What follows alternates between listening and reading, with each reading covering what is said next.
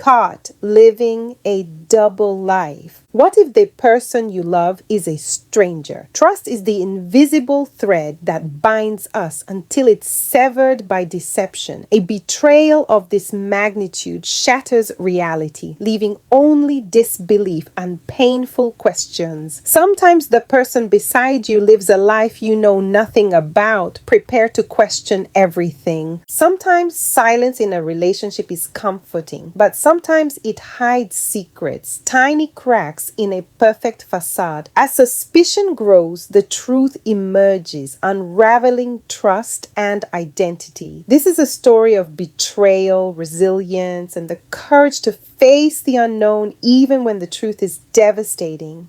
For 15 years, I believed I was living a dream, suburban happiness, a loving husband, two wonderful kids. Our home in Charlotte was my sanctuary, filled with laughter and routine. Marcus was the rock of our family, always present, always dependable. I cherished our life, never questioning the perfection we built together. I just wanted to be the partner Danielle deserved, the father our kids could look up to. My job took me on the road, but I always tried to make the distance feel small. It all seemed so normal. There was no reason to suspect anything amiss. Not yet. For 15 years, trust was the bedrock of our marriage. I believed Marcus and I were united, sharing dreams and building a future together. Every small gesture, every plan reinforced my faith in him. The idea of betrayal felt impossible until the truth shattered everything. I thought I knew in 2020 the world changed. Lockdowns brought families together, but for Danielle, the stillness revealed cracks. Marcus's travel stopped and his calls grew distant, missed milestones, distracted dinners. Something felt off. Danielle's gut told her the truth. The silence was unsettling and her perfect world was shifting. Danielle began to notice cracks in Marcus's explanations. His excuses felt rehearsed, his charm forced. It's like he's reading from a script. I want to trust him, but things just don't add up. Oddities piled up, a new cologne, late nights at a remote job, stories that didn't make sense. I started watching him, listening for the truth behind every word. The foundation of their life felt unstable. Doubt had taken root, and Danielle could no longer ignore it. The stage was set for her to seek real answers. Danielle says suspicion sharpened with a single discovery, a luxury boutique receipt in Marcus's coat. The date was recent, the store exclusive. I never got a gift from there. Then a missed call on Marcus's phone, Sasha office. A name she'd never heard, just little slips right, but something felt wrong. She tried to rationalize, but the cracks in her perfect life widened. The image of Marcus flickered. Danielle knew she had to look closer. I confronted Marcus about the receipt. His answer was too casual. He stuttered on client. Marcus never stuttered. It was a tell in Sasha. He claimed she was new from Miami, but he'd never mentioned Miami. His excuses felt scripted, his gaze evasive. The man before me was a stranger. The illusion of the perfect husband was crumbling. Danielle's suspicion hardened into certainty. She realized she was on her own to uncover the truth. Marcus's evasions haunted Danielle. She needed proof. I searched his phone. No Sasha on his laptop. I found a hidden folder inside photos of Marcus with another woman, laughing, holding hands, living a secret life. Was this Sasha. She dug deeper, duplicate social media profiles, different friends, different lives. Each click revealed more lies. My world was unraveling. The digital trail was undeniable. Danielle now saw the full extent of Marcus's deception. Amid the wreckage, Danielle found the final clue, an email for a trip Marcus claimed was to Atlanta. The ticket was from Miami, the same city as Sasha. The lie was blatant. He was fabricating entire business trips. This was the proof. I had to see his secret life for myself. Danielle saved the ticket. Her resolve hardening, she would follow him. She needed to see the truth with her own eyes. The Miami ticket left no doubt Marcus's deception was complete. I couldn't wait or hope anymore. I had to see for myself. Her decision to follow him was made in cold resolve, not anger. I booked my own flight, arranged for the kid, and prepared to shadow his every move. Each step was methodical, masking the chaos inside. She watched Marcus leave his goodbye, now a grotesque charade. The house fell silent as Danielle braced for the truth her journey would reveal.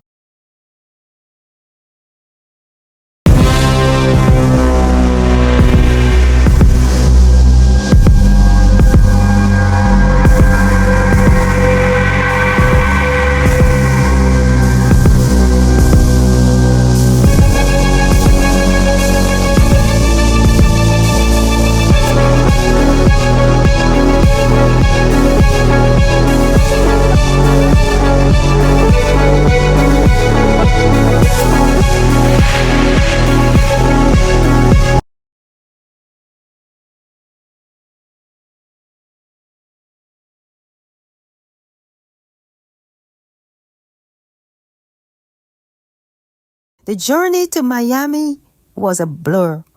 Danielle moved like a phantom, her presence muted, eyes scanning for truth. At the airport, she watched Marcus, calm and oblivious, his deception hidden in plain sight on the plane.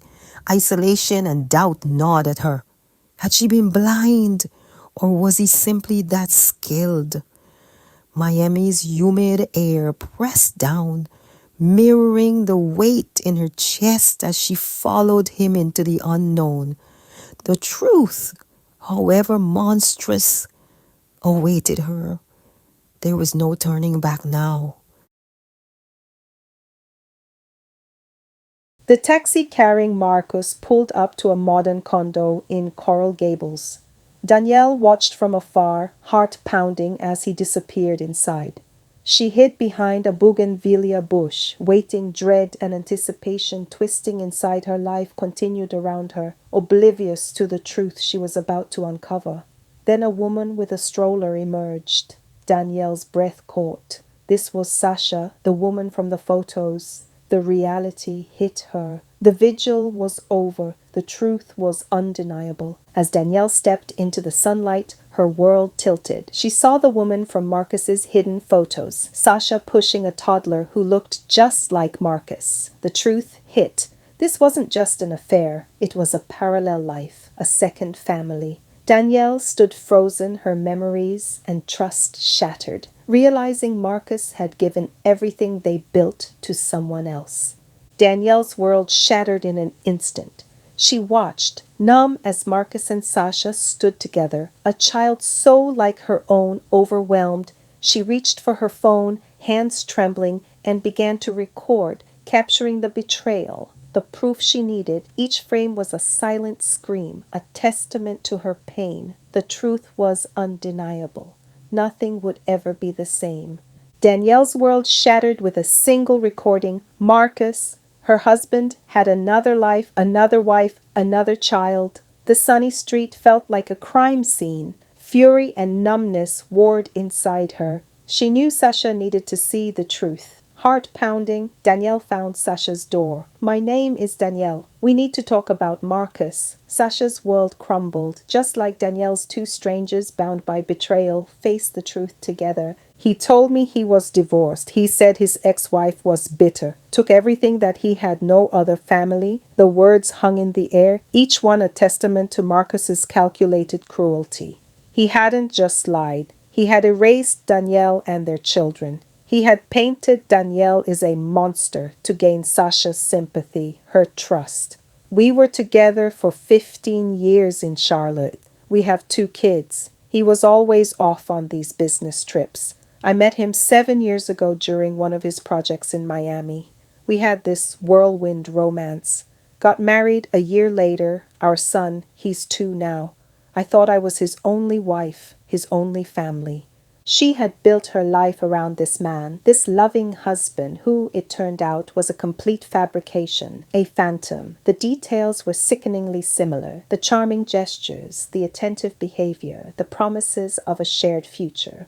Marcus had replicated his performance playing the role of the devoted husband in 2 separate, meticulously managed lives. He had different email addresses, different phone numbers, even slightly different explanations for his work schedule to each of them. The sheer audacity of his deception was breathtaking. As Danielle and Sasha compared notes, dates, and excuses, the full horrifying scope of his betrayal emerged. He was a master manipulator, a puppeteer, pulling the strings of their lives. It's like every memory, every promise was part of the same lie. He made me feel so special, like I was the only one. How could he do this? When the initial shock began to subside, a cold fury took its place. Marcus had not just broken vows. He had stolen years of their lives. He had robbed their children of an honest father. He had violated their trust in the most profound way imaginable. Marcus, meanwhile, was presumably still in the apartment, perhaps in another room, oblivious to the summit of his 2 wives. The women decided he couldn't be allowed to control the narrative any longer. They would confront him together, united by their shared trauma, their shared anger. His carefully constructed worlds were about to collide with explosive force, and they would be the ones to light the fuse. Marcus's lies unraveled in a disastrous confrontation. Danielle and Sasha stood united, exposing his double life, his facade shattered under the weight of truth. Danielle warned others, sharing her story online. Support poured in from women with similar stories. Her video went viral, reaching millions. Marcus, once hidden, was thrust into the spotlight, his secrets exposed to the world.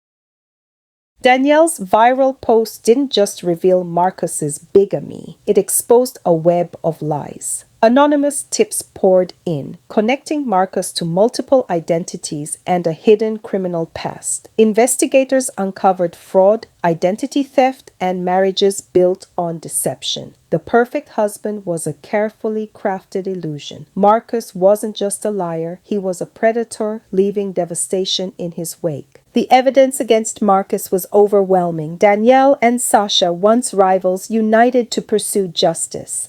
The net closed in. Marcus was arrested, his mask of charm finally shattered. For Danielle and Sasha, it wasn't victory, just the start of healing together after betrayal. The courtroom doors closed behind Marcus, but for Danielle, another door creaked open. It led to a landscape scarred by betrayal, a future she never imagined. The verdict gave me some grim satisfaction, a sense that justice was served, but it didn't fix the wound in my life, the man I loved, the father of my kids. He was a phantom, a con man, a stranger. The foundations of her world, built over 15 years, had been dynamited. Now she stood amidst the rubble, the dust still settling, facing the monumental effort of rebuilding from the ground up every single stone it took everything not to break. Some days the weight of it all was crushing. It felt like a lead blanket of sorrow and anger. Even sleep didn't help. My dreams were haunted by memories, by questions that just wouldn't stop. How could she have been so blind? How could he have been so cruel? My children needed me, their confusion, their pain. It was just like mine, but I had to be their rock, their constant that became my only focus. The initial steps were faltering, like learning to walk again after a catastrophic fall. Simple routines felt honestly alien. The house, once filled with laughter, now echoed with unbearable silence. I found myself staring at old photos, searching Marcus's smile for any hint of the monster he'd become, but there was nothing, just the mask he wore so well. Each day was a battle against despair, a battle to find some sliver of light in the darkness.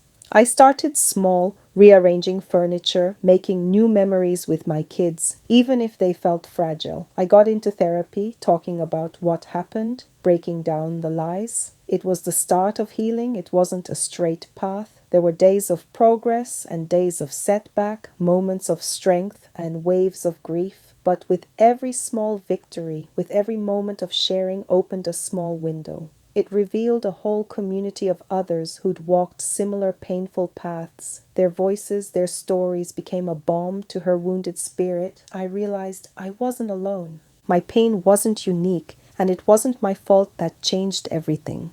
The decision to go public, to share her story on TikTok, wasn't about fame or revenge. It was an act of defiance, a refusal to be silenced by the shame Marcos tried to inflict. Sharing my story was a way to take back control, to own what happened instead of letting it own me. The viral response was overwhelming, a tidal wave of support. But what mattered most were the private messages, women reaching out with their own stories of betrayal and heartbreak.